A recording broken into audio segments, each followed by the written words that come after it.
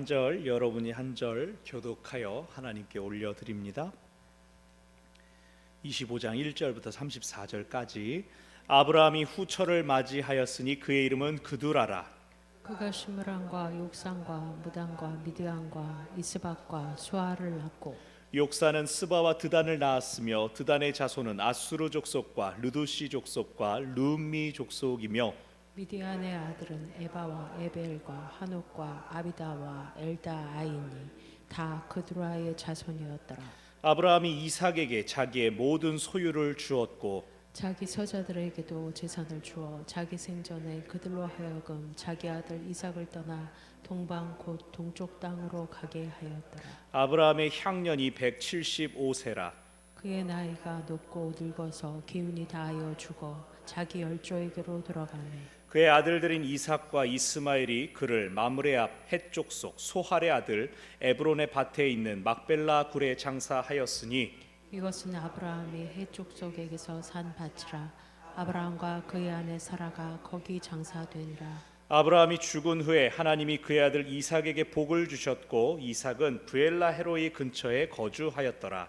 사라의 여종 애굽인 하갈이 아브라함에게서 낳은 아들 이스마엘의 족보는 이러하고 이스마엘의 아들들의 이름은 그 이름과 그 세대대로 이와 같으니라.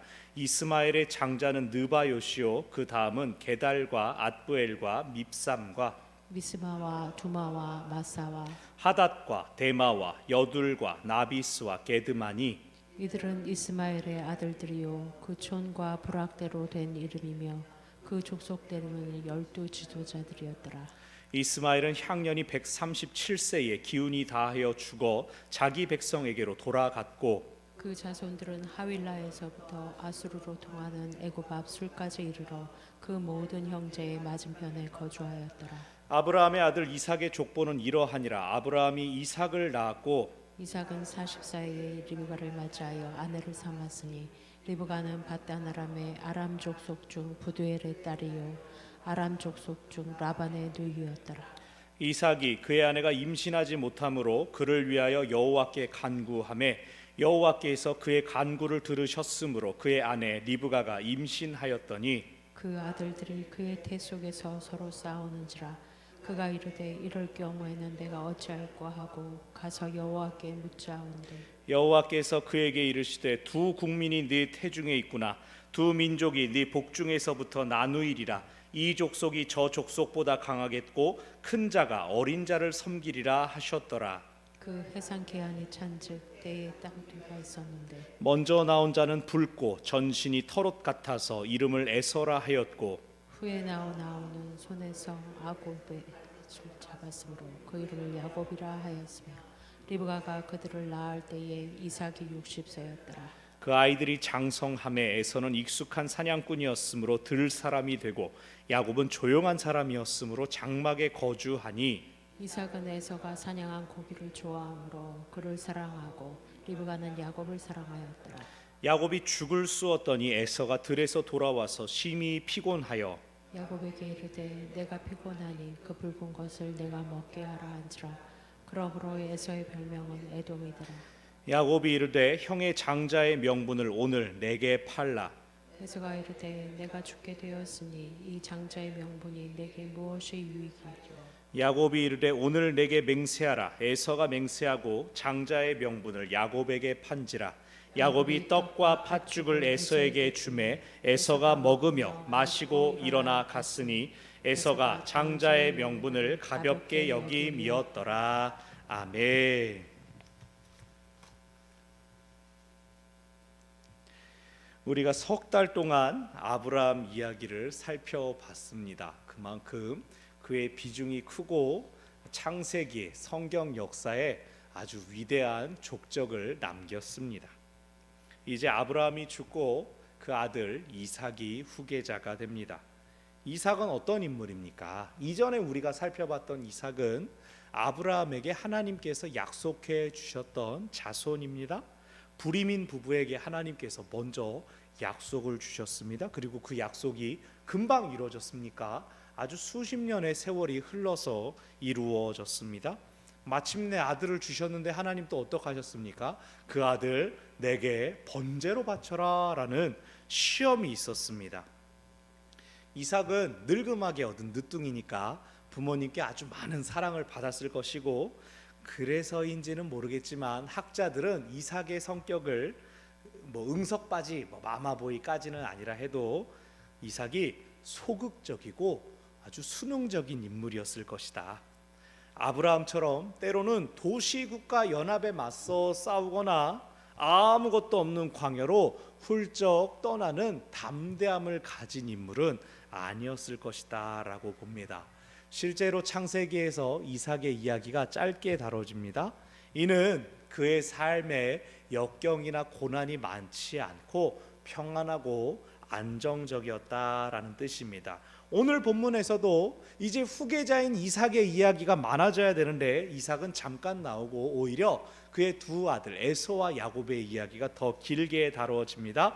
왜 그렇습니까? 아브라함을 통하여 주셨던 자손의 약속이 이제 야곱을 통하여 이루어지기 때문입니다.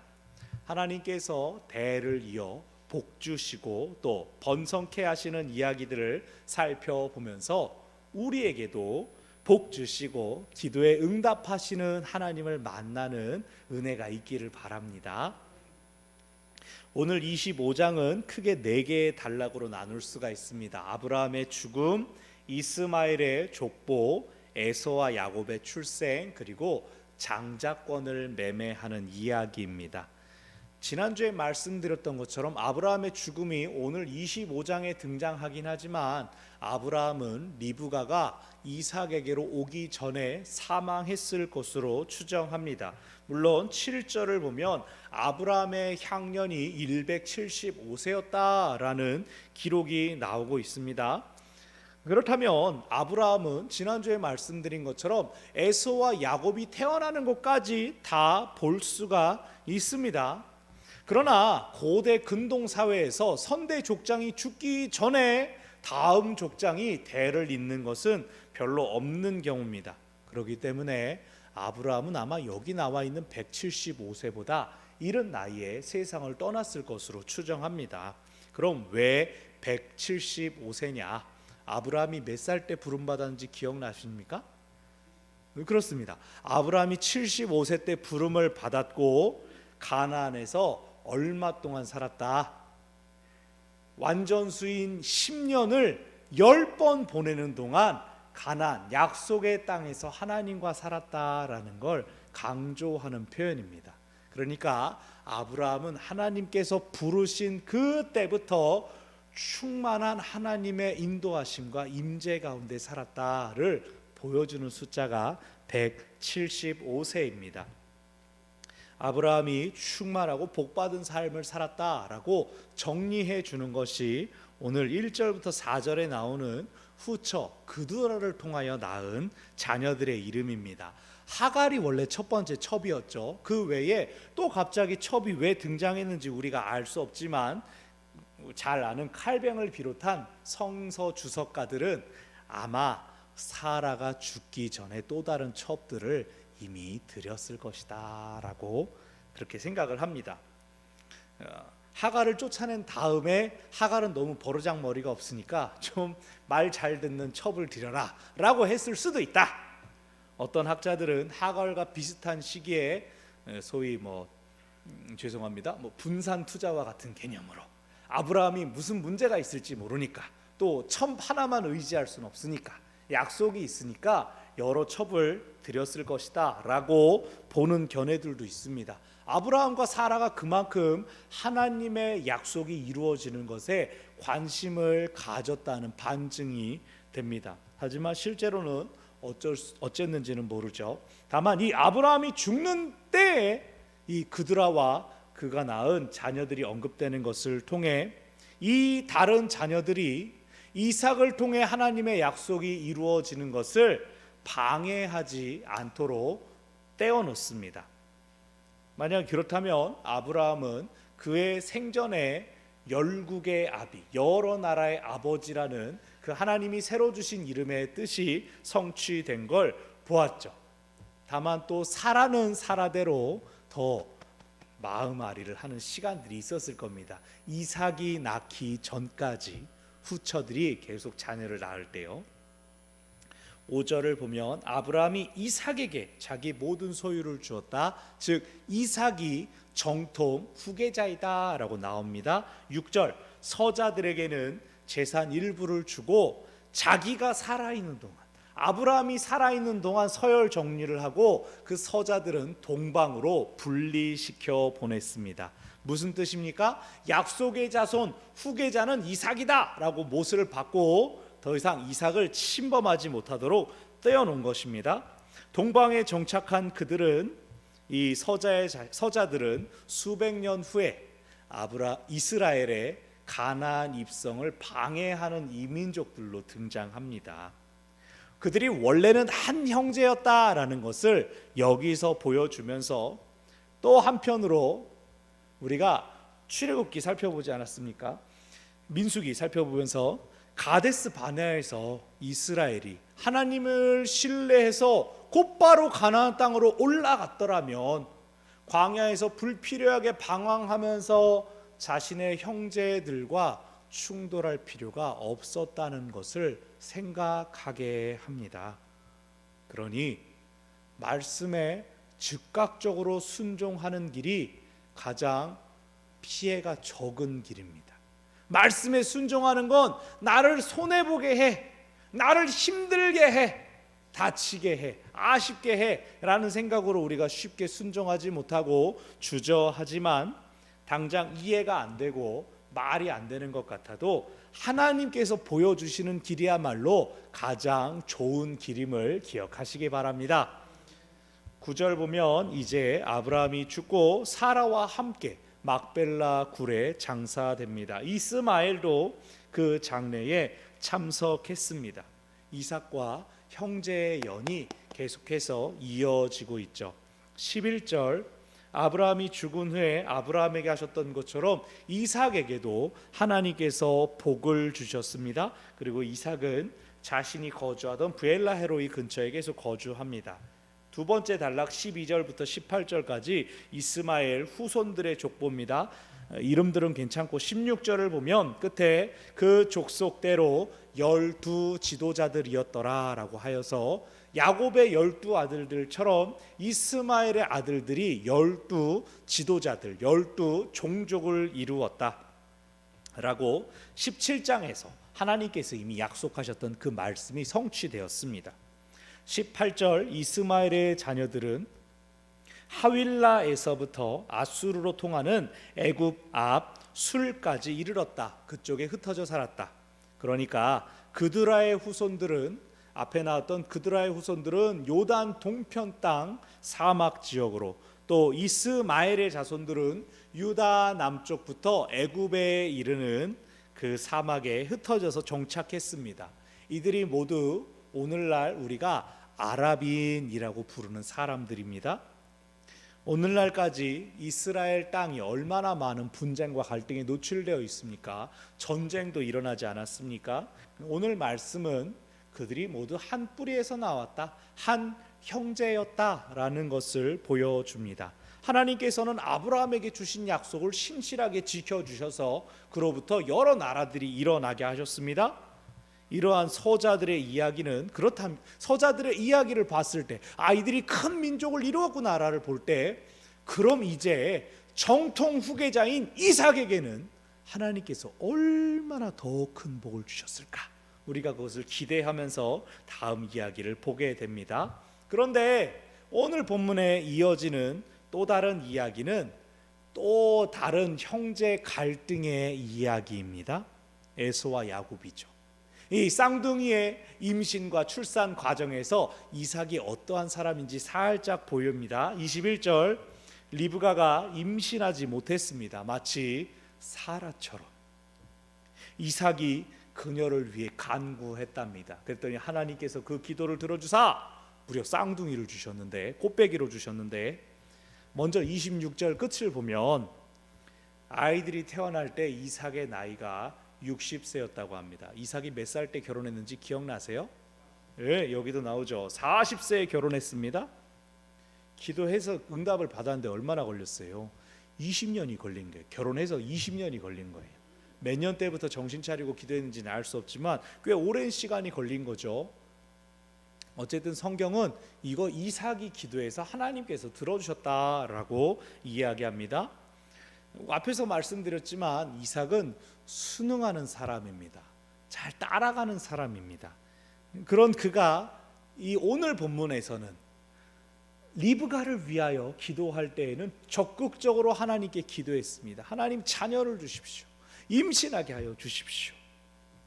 응답까지 긴 시간이 걸렸지만 그럼에도 기도의 중요성, 그리고 기도했으면 긴 시간을 꾸준히 하나님을 신뢰하며 기다리는 것, 그리고 마침내 하나님께서 응답을 주신 것, 이것은 오늘 우리에게도 중요한 영적인 통찰을 제공해 줍니다. 이삭은 자기 부모님의 기도를 떠올렸을 것입니다. 아유 그래 나도 늦게 태어났지. 나도 25년을 하나님 기다리게 하셨지. 하나님은 하지만 마침내 약속을 이루셨다고 내가 들었다. 여러분 우리가 잘 아시는 말씀이 있지 않습니까? 속도보다 중요한 게 있다. 뭐죠? 속도보다 방향이 중요하다는 말이 있죠. 얼마나 빨리 가느냐보다 어디로 정확하게 가느냐가 중요합니다. 우리가 하나님께서 기뻐하시는 길, 하나님께서 기뻐하시는 그 방향을 향하고 있다면 우리의 기도가 좀 늦게 이루어지는 것이 큰 문제가 되지는 않습니다. 인내와 소망을 가지고 기도를 쉬지 않는 저와 여러분 되시기를 바랍니다. 다시 앞으로 와서 22절을 보면 쌍둥이가 둘이 막 속에서 싸웁니다. 한 놈만 태동이 심해도 그렇게 힘든데 두 놈이 엎치락뒤치락이 좁은 데서 밀치고, 그럼 리브가가 너무나 힘들었을 겁니다. 리브가가 얼마나 힘들었는지 22절 가운데 이럴 경우엔 내가 어찌할꼬, 너무나 힘들어서 여호와께 물었다라고 나옵니다. 이건 역시도 리브가를 통해 뭐 하는 게 중요하다?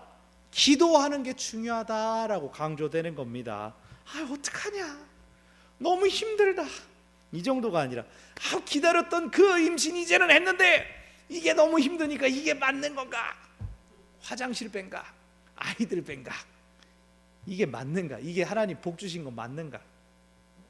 우리가 가끔 간절히 기도했습니다. 내가 어떤 거 가지고 기도하는지 사람들 다 알고 있습니다. 그리고 가만히 볼 때 남들이 볼 땐 야 저거 되려나 보다, 저거 되는 거다, 저거 할렐루야 아이고 너무 좋겠다 그러는데 정작 당사자는 아이고 나는 죽겠는데 하는 데가 있지 않습니까? 남들 한 발 떨어져 있는 남들이 보면은 야 저거 잘 될 것 같다 그러는데 정작 당사자는 난 모르겠어, 난 답답해, 난 기다리는 게 너무 힘들어, 그럴 때가 있지 않습니까? 근데 그럴 때도 답은 뭐라고요? 답은 기도랍니다. 어떡하지? 그리고 어떡하는 것도 하나님한테 물어본답니다. 하나님 주신 게 왜 힘들어요? 이거 맞는 거예요? 언제까지 기다려요? 물어보는 겁니다. 과정도 결과도 모든 것이 하나님께 속해 있기 때문입니다. 23절 하나님께서 답을 주십니다. 쌍둥이야. 23절은 예언자를 통하여 주시는 말씀입니다. 하나님께서 리브가한테 직접 말씀을 들려주신 것이 아니라 예언자를 통하여 신탁을 받는 겁니다. 그래서 두 국민이 너의 태중에 있구나. 하나님이 몰라가지고 둘인가? 이러진 않았을 거 아니에요. 두 국민이 네 태중에 있구나. 두 민족이 네 태중에 있구나. 한날 한시에 태어날 쌍둥이인데도 두 민족으로 하나님께서 세우실 것이다. 플러스 마지막에 큰 자가 어린 자를 섬기게 될 것이다. 형제가 뒤집힐 것이다. 예언적인 메시지가 주어집니다. 그러나 앞에 말 아유 그래요 쌍둥이에요 세상에 그러면서 더 열심히 기도했겠죠. 그러나 큰 자가 어린 자를 섬기게 된다고 이 말씀을 아직 리브가는 이해하지 못합니다. 25절 26절 쌍둥이가 태어났습니다. 에서는 붉고 전신이 털옷 같다라고 했는데 붉다는 게 피부색일까요? 머리털색일까요? 그걸 성경에서 정확히 알려주지 않아요. 그래서 이것은 아마 에서의 성격을 표현하는 어떤 문학적인 수사이다라는 해석이 있습니다. 털이 많은 사람은 지금 얘기는 아니고 옛날 이 시대 말로 성경이 기록되던 시기에 털이 많은 사람은 교만한 사람이라는 인식이 있었대요. 왜 그런지 모르겠습니다. 그리고 붉은 피부, 우리나라도 홍익인간이라는 표현이 있지 않습니까? 붉은 피부는 이집트나 또 고대 문명의 발상지인 크레타, 우가릿 문명에서는 영웅의 상징이었답니다. 뭐 구릿빛 피부 이런 것처럼 구약 성경에도 보면 다윗의 피부를 묘사할 때, 다윗의 용모를 묘사할 때 그런 피부가 붉다라는 표현이 나왔거든요. 그래서 아마도 이러한 표현들, 붉고 털이 많아, 전신이 털옷 같았다 이런 표현은 그가 사냥에 익숙했다라는 표현과 결합해서 그 에서는 사나이였다, 상남자였다, 뭐 이런 이미지로 우리가 기억하면 되겠습니다. 익숙한 모습이죠. 에서는 근데 다른 소개는 나오지 않아요. 막 에서에 비해서 뭐 미끈미끈했다, 뭐 피부가 뽀얗다, 뭐 저처럼 뭐 눈이 작았다, 뭐 이빨이 컸다, 뭐 아무것도 없고, 이빨은 없었겠죠. 얘는 다른 특징보다 어머 얘 좀 봐, 얘 좀 봐, 지형 발꿈치를 자꾸 매달려서 세상에 이렇게 태어난 겁니다. 이 애기의 특징은 자기 형의 발꿈치를 자꾸 딸려 나왔다. 발목 히브리어로 아케브입니다. 아케브, 야코브 비슷하지 않아요? 아케브, 야곱 자체도 발꿈치를 잡았다. 아기들의 태어나는 모습 자체가 얘들 평생에 살아갈 모습을 보여줍니다.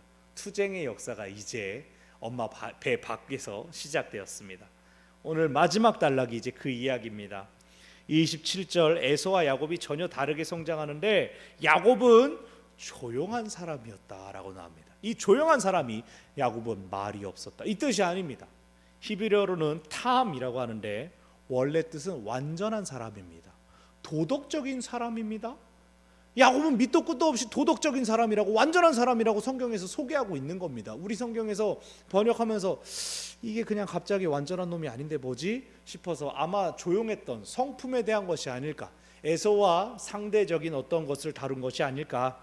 중요한 것은 그가 장막에 거주하였다, 집을 멀리 떠나지 않고 집 주변에 머물렀다라는 뜻입니다. 이것은 그가 그의 아버지 이삭이나 그의 할아버지 아브라함처럼 장막에 거주하며 육축을 하는 사람이었다라는 것을 암시해 줍니다. 그럼 밖에 나가 쏘다니면서 몇 날 며칠 돌아다니며 사냥하는 에서랑 집 잘 지키면서 자기 재산 잘 관리하는 야곱이랑 누가 더 후계자감이에요?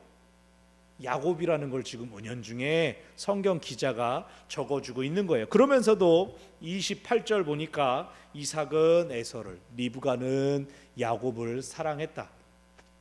부모님들도 솔직히 알지 않습니까? 더 이쁘고 더 눈길 가는 녀석이 하나씩 더 있습니다.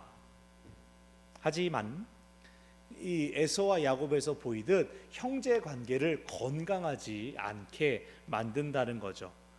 그래서 자녀는 물론이고 내 몸에서 난 내 자식에 대해서도 편애하는 마음이 있는데 하물며 만나는 사람들에 대하여서도 한 번 더 웃어주는 사람이 있고 한 번 더 외면하는 사람이 사람인지라 없지는 않지만 그것을 티내지는 말아야겠습니다.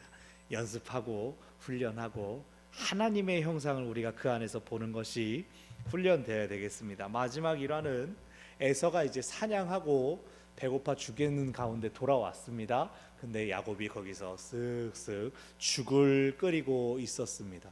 근데 에서가 그걸 보고 야, 한 입만 하고 그냥 말하지 않습니다.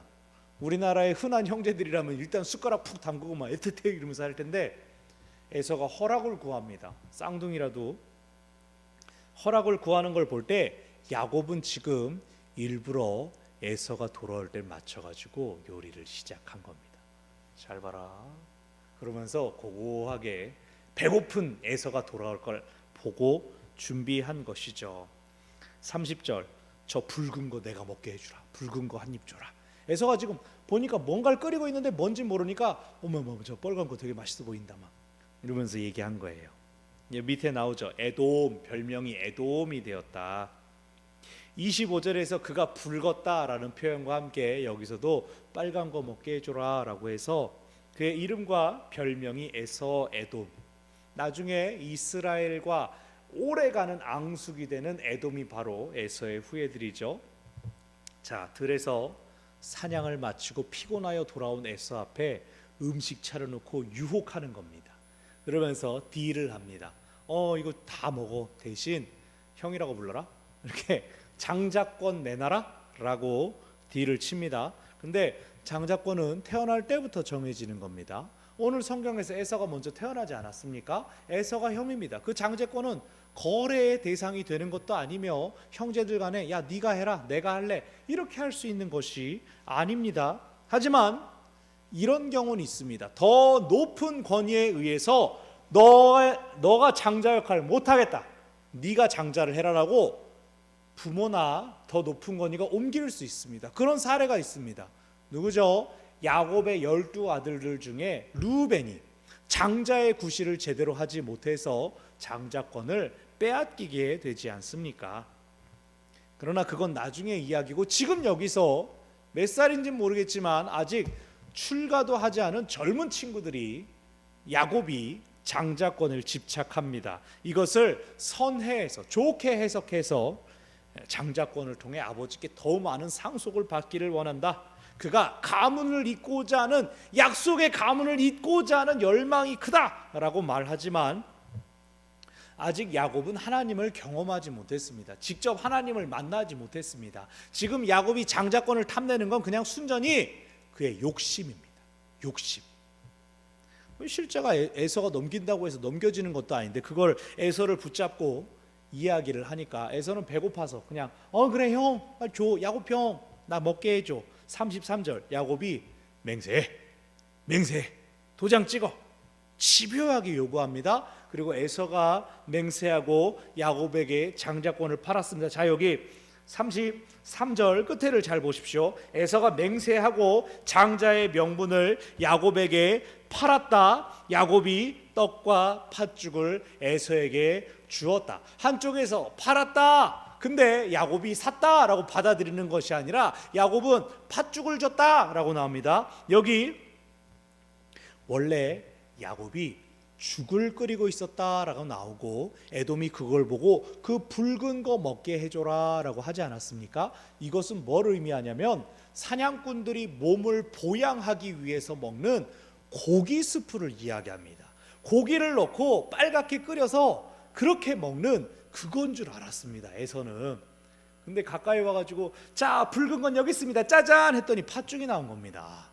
그러니까 에서는 이게 뭐야, 내가 생각했던 그것이 아니네 라고 속은 것입니다. 근데 그 앞에 에서가 배고파 죽겠다고 하면서 자기 할 말을 다 하지 않았습니까?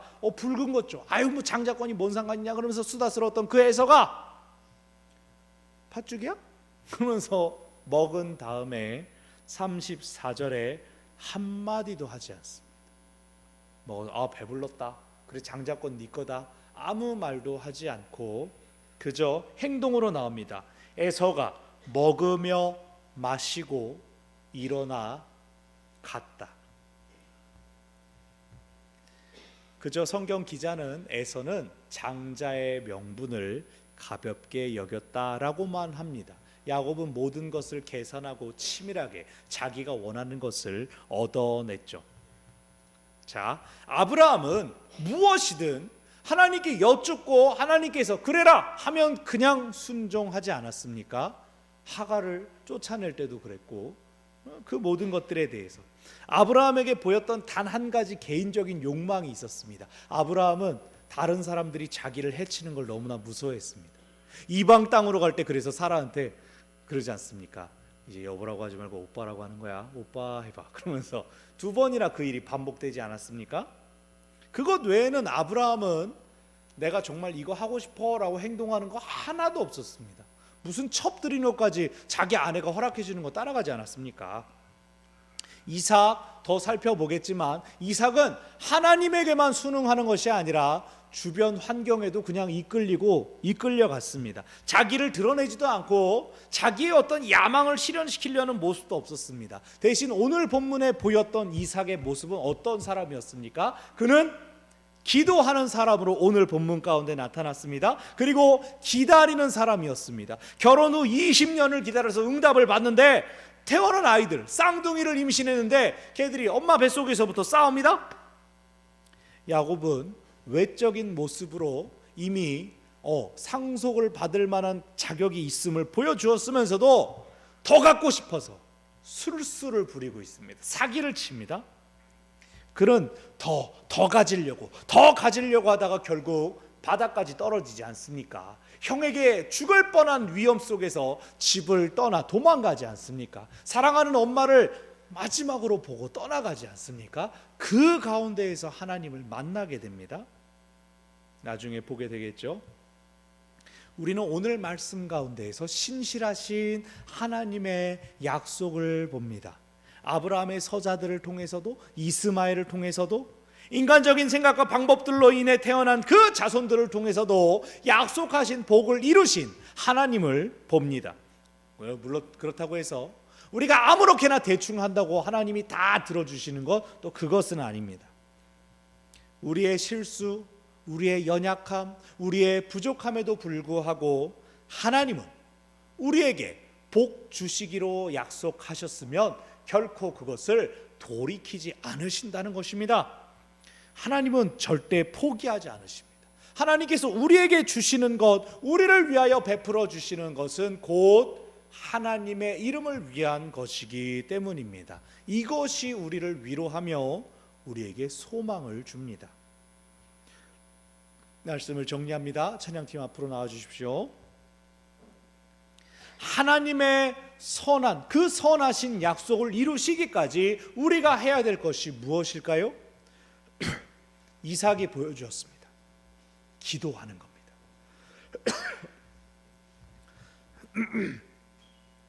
여성이 임신하지 못하는 것이 수치고 불명예였던 그 시기에 가장인 이삭이 리브가를 감쌌습니다. 그가 앞장서서 하나님께 그녀를 위해 기도했습니다. 그 가족의 약한 자를 위하여 기도했습니다. 약속을 붙들고 기도했습니다. 이삭이 그렇게 하니 누가 리브가를 뭐라고 할 수가 있었겠습니까? 그리고 하나님께서 기도에 응답하셨습니다. 이 두 아이가 장차 어떻게 자라날지 아직은 모르고 하는 모습이 불안하지만 적어도 이삭은, 그리고 리브가는 약속을 이루시는 하나님을 경험했습니다.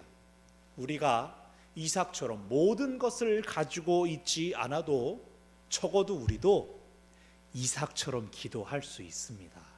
이삭처럼 기다릴 수 있습니다. 나를 위해서뿐만 아니라 남을 위하여, 약한 자를 위하여, 어린아이들을 위하여, 우리의 가족과 우리의 공동체를 위하여 하나님께 간절함으로 꾸준히 올려드리는 그 기도에 하나님께서 마침내 응답하실 것입니다. 우리가 이 말씀을 기억하면서 함께 주님의 이름을 높여드리기를 바랍니다. 함께 찬양하기를 원합니다. 아까 불렀던 수많은 무리들 줄지어 주님을 보기 위해 주님을 따라옵니다. 모든 무릎이 꿇어 경배합니다. 예수 이름, 예수 이름, 능력의 이름, 구원의 이름, 예수 이름을 부르는 자, 예수 이름 믿는 자, 예수 이름 앞에 나오는 자 복이 있도다.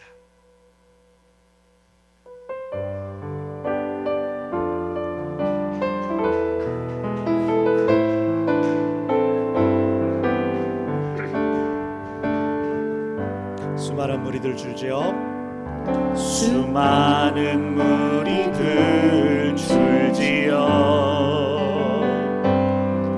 그분을 보기 위해 따르네. 평범한 목수이신 그분 앞에 모든 무릎이 꿇어 경배하네. 모든 문제들 하나하나 죽음까지도 힘을 잃고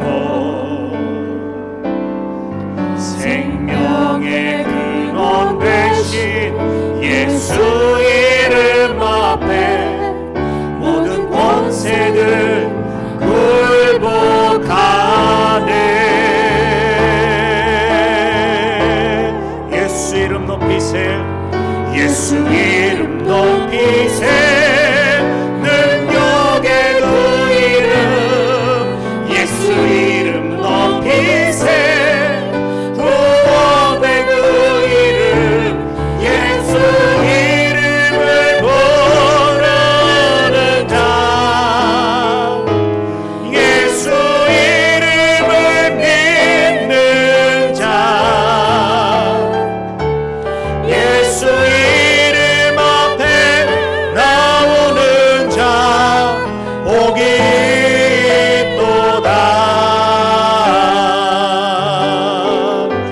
2절입니다. 나의 계획이 실패하고 나의 계획이 실패하고 나의 소망이 끊어질 때 나의 소망이 끊어질 때 삶의 주관자 되신 그분 앞에 나의 무릎을 꿇어 경배하네. 나의 삶을 그분께 맡길 때 비로소 나의 마음 평안해. 구원의 반석 되신 예수의 이름을 소리 높여 찬송하네. 예수 이름 높이세. 예수 이름 높이세. 능력의 그 이름 예수 이름 높이세. 구원의 그 이름 예수 이름을 부르는 자 예수 이름을 믿는 자 예수 이름 앞에 나오는 자 복이 있도다.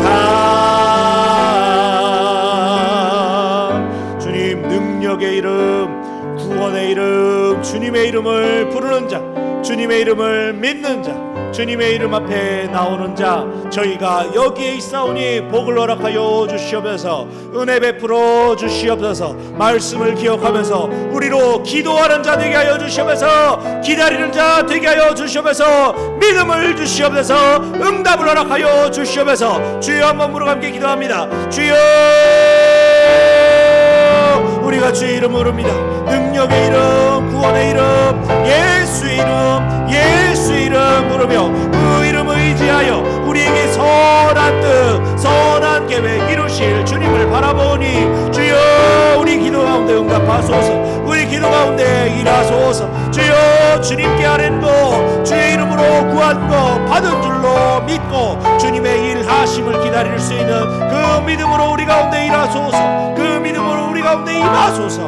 우리를 채우시고 우리를 주장하옵소서. 예수 이름 부르는 자 예수 이름 믿는 자 예수 이름 앞에 나오는 자 저희가 주의 이름 높이며 주의 이름 높이며 주의 이름 찬양하며 주님의 이름을 부르니 주여 우리 가운데 가소서. 우리 가운데 일하소서. 우리 가운데 응답하소서. 주님을 바라봅니다. 주님을 의지합니다. 주님을 신뢰합니다. 오 주님 우리의 기도를 들으시는 주님으로 말미암아 우리가 담대하게 없소서. 우리가 담대하게 없소서. 우리를 이끄시는 주님으로 말미암아 우리의 믿음 충만케 없소서. 하나님께서 모든 것을 아름답고 온전한 때에 우리 가운데 일하실 것이니 응답하실 것이니 주님을 믿는 믿음을 우리 가운데 허락하옵소서. 주의 일하시는 그것을 주께서 이루시는 그 날을 바라며 기다리며 소망하는 저희가 되게 하여 주시옵소서. 아버지요 저희의 기도를 들어주심을 감사드립니다. 저희와 함께 하시는 주님 감사드립니다. 하나님의 응답하실 때 응답하시는 방법 그 모든 것들은 이미 우리 생각을 벗어났사오니 주여 그저 저희에게는 주님의 때를 기다리는 믿음을 허락하여 주시옵소서. 내 이름으로 구한 것은 내가 행하리니 너희는 받은 줄로 믿으라. 말씀하신 주님의 말씀을 주님의 약속을 붙잡는 종들이 되게 하여 주시옵소서. 예수님의 이름으로 기도합니다. 아멘. 우리 주님께서 가르쳐 주신 기도를 함께 드리겠습니다.